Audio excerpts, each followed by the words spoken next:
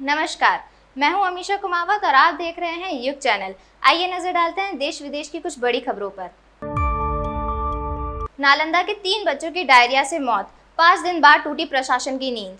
नीतीश कुमार के गृह जिले नालंदा में डायरिया से 3 बच्चों की मौत हो गई। मरने वालों में 2 सगी बहनें शामिल हैं। तीसरी बहन भी बीमार है। इनके पड़ोस में रहने वाला 11 साल का गोलू कुमार भी डायरिया से अपनी जान गंवा बैठा। 2 दिन में हुई 3 बच्चों की मौत के बाद जिला प्रशासन की नींद टूटी। गांव वालों का कहना है कि जिला मुख्यालय से महज आधा किलोमीटर की दूरी पर बसे काकोबिगा पहुंचने में जिला प्रशासन, स्वास्थ्य विभाग और निगम के अधिकारियों को 5 दिन का वक्त लग गया। अब मेडिकल टीम तैनात की गई है, ब्लीचिंग पाउडर का छिड़काव किया गया है। सीरियस पेशेंट को ले जाने के लिए एम्बुलेंस की भी व्यवस्था की गई है।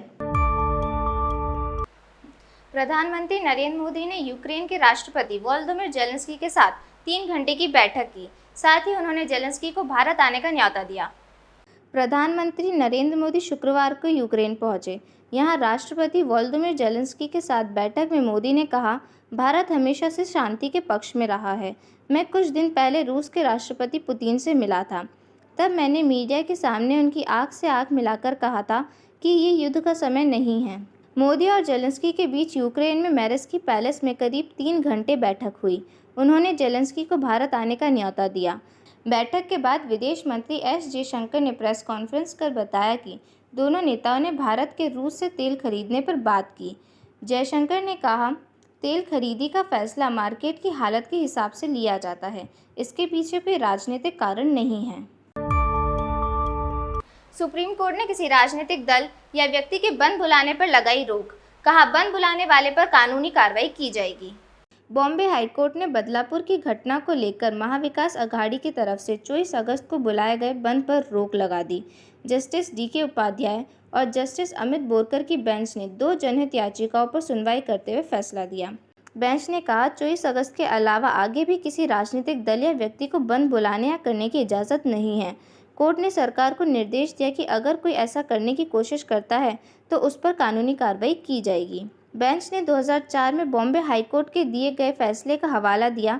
बेंच ने कहा, बंद पूरी तरह से गैरकानूनी है। किसी भी तरह का नुकसान होता है तो इसके लिए राजनीतिक दल जिम्मेदार होंगे। उन्हें नुकसान की भरपाई करनी होगी। नोएडा में फर्जी IAS गिरफ्तार, सजा कम करवाने का झांसा देकर हड़पता था पैसे। नोएडा से 10वीं फेल फर्जी IAS को गिरफ्तार किया गया। आरोपी 7 साल से कम सजा पाने वाले लोगों की यूपी कॉप ऐप से डिजिटल निकालता था। इसके बाद उन्हें SP और DM बनकर फोन करता था। केस से बचाने का झांसा देकर पैसे की डिमांड करता था। रकम मिलने के बाद फोन को बंद कर देता था। नोएडा पुलिस ने फर्जी IAS को मध्य प्रदेश के टीकमगढ़ जिले के बारी से पकड़ा। उसकी पहचान धीरेन्द्र यादव के रूप में हुई। वह 10वीं फेल है, जिसे पूछताछ की जा रही है। राजस्थान में कंपटीशन एग्जाम में डॉक्यूमेंट वेरिफिकेशन अब होगा विभाग स्तर पर। जल्द से जल्द होगी ज्वाइनिंग। राजस्थान में प्रतियोगी परीक्षाओं में धांधली रोकने के लिए अब डॉक्यूमेंट वेरिफिकेशन विभाग स्तर पर ही होगा। सरकार ने इसको लेकर गाइडलाइन जारी कर दी है। वेरिफिकेशन का काम 45 दिन में पूरा करके ज्वाइनिंग देनी होगी। सरकार का ये फैसला राजस्थान सरकार की घोषित सभी 4 लाख पदों पर होने वाली भर्तियों पर लागू होगा। इसमें राजस्थान लोक सेवा आयोग और कर्मचारी चयन बोर्ड के एग्जाम भी शामिल है। राजस्थान कर्मचारी चयन बोर्ड के अध्यक्ष आलोक राज ने बताया कि सरकार के इस फैसले के बाद अब भर्ती परीक्षा में सिलेक्शन तक की प्रोसेस आधे या उससे भी कम वक्त में पूरी हो सकेगी, क्योंकि अब तक कर्मचारी चयन बोर्ड द्वारा जितनी भी भर्ती परीक्षाओं का आयोजन करवाया जाएगा। आयुष्मान खुराना की जगह बॉर्डर 2 में नजर आएंगे वरुण धवन। इंस्टाग्राम पर पोस्ट कर दी जानकारी। वरुण धवन ने बॉर्डर 2 में अपनी एंट्री का अनाउंसमेंट किया है, जो 1957 की सुपरहिट फिल्म बॉर्डर का सीक्वल है। आयुष्मान खुराना के फिल्म से बाहर होने के बाद अब वरुण इस बड़ी फिल्म का हिस्सा बन गए हैं। एक्टर ने खुद इंस्टाग्राम पर इस खबर की पुष्टि की है। उन्होंने फिल्म का एक टीजर शेयर किया और कैप्शन में लिखा, जब मैं 4th क्लास में था तब मैंने चंदन सिनेमा में बॉर्डर देखी थी। इस फिल्म ने मुझ पर गहरा असर डाला था। फंड हेराफेरी मामले में अनिल अंबानी हुए शेयर मार्केट से बैन, साथ ही 25 करोड़ का जुर्माना। मार्केट रेगुलेटर सेबी ने फंड की हेराफेरी के मामले में इंडस्ट्रियलिस्ट अनिल अंबानी को शेयर बाजार से 5 साल के लिए बैन कर दिया है। अंबानी पर 25 करोड़ रुपए का जुर्माना भी लगाया गया है।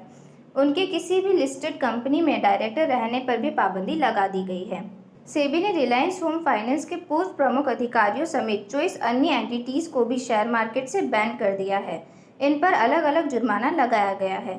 वहीं रिलायंस होम फाइनेंस कंपनी को 6 महीने के लिए बैन किया गया है और 6 लाख रुपए का जुर्माना लगाया है। तहसीलदार JIN पटवारी समेत 7 लोगों को रिश्वत लेते किया गिरफ्तार, पीड़ित से मांगे 13 लाख।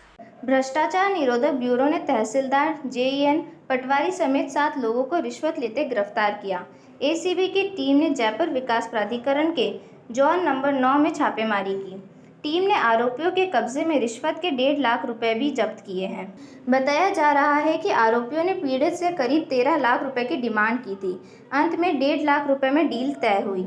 एडिशनल SP हिमांशु कुलदीप ने बताया, तहसीलदार लक्ष्मीकांत गुप्त, JEN खेमराज मीणा, पटवारी रविकांत शर्मा, पटवारी विमला मीणा, गिरदावर रुक्मणी, गिरदावर श्री राम शर्मा और दलाल महेश मीणा को पकड़ा है। महेश पटवारी विमला का पति है, जो पूरी डील करवा रहा था।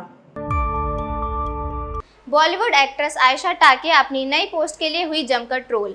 बॉलीवुड एक्ट्रेस आयशा टाकिए एक बार फिर अपने लुक्स की वजह से चर्चा में हैं।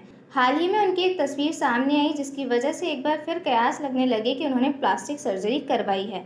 दरअसल आयशा ने ब्लू और गोल्डन साड़ी में एक फ़ोटो पोस्ट की थी। इस फोटो को देखकर कई यूज़र्स ने कमेंट किया कि आयशा का चेहरा इतना बदल गया है कि उन्हें पहचानना भी मुश्किल हो रहा है। कई यूज़र्स ने कयास लगाए कि आयशा ने प्लास्टिक सर्जरी करवाई है। आयशा ने इस ट्रोलिंग पर तो कुछ नहीं कहा, लेकिन उन्होंने इंस्टाग्राम ही छोड़ दिया।